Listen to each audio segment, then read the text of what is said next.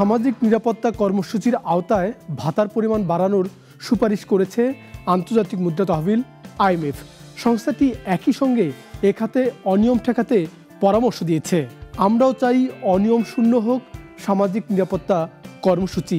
সেই প্রত্যাশা রেখে স্বাগত নাগরিকের সাপ্তাহিক অনুষ্ঠান অর্থনীতির চালচিত্রে। আর আপনাদের সঙ্গে আছি আমি সাইদ আরমান।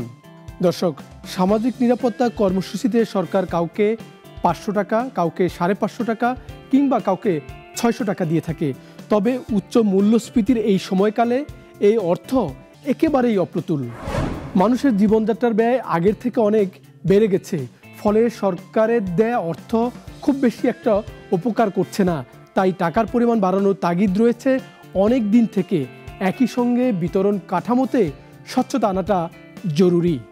এদিকে সরকার তার নাগরিকদের সুরক্ষায় বাড়তি মনোযোগ না দিলেও সরকারি চাকরিজীবীরা আছেন স্বস্তিতে। তাদের জন্য প্রতি বছরই বাজেটে বরাদ্দ বাড়ছে। সরকারের ব্যয়ের বড় খাত এখন সরকারি কর্মচারীদের বেতন ভাতা। অর্থনীতি বিষয়ক গবেষণা প্রতিষ্ঠান PRI বলছে, কর রাজস্বের 43% বেশি খরচ হয় সরকারি কর্মচারীদের বেতন ভাতায়। গত কয়েক বছর কর রাজস্ব 34% স্থিতিশীল থাকলেও বেতন ভাতায় ব্যয় প্রতি বছরই বাড়ছে।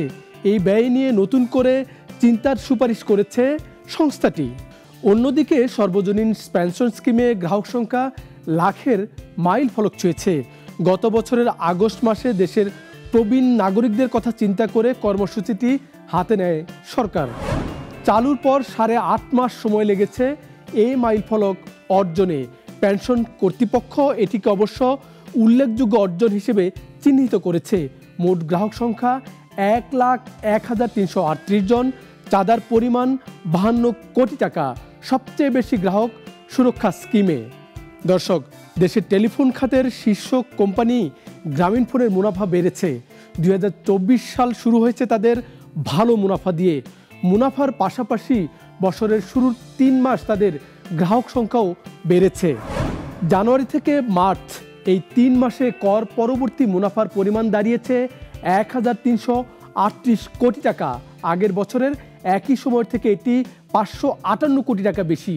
এই সময়টায় ব্যবসা হয়েছে 3,933 কোটি টাকা। আর গ্রাহক সংখ্যা বেড়ে দাঁড়িয়েছে 8 কোটি 30 লাখ। মার্জারে আপত্তি জানানো ন্যাশনাল ব্যাংকের লোকসানের হিসাব পাওয়া গেছে। ডিএসই তথ্য মোতাবেক 2023 সালে ব্যাংকটির সার্বিক লোকসান দাঁড়িয়েছে 1,497 কোটি টাকা। অবশ্য এটি আগের বছর থেকে অনেক কমে গেছে। নানা অনিয়ম আর অব্যবস্থাপনায় ব্যাংকটির স্বাস্থ্যের অবনতি হতে থাকে। একসময় মুনাফায় থাকলেও 2022 সাল থেকে ব্যাংকটির লোকসান শুরু হয়।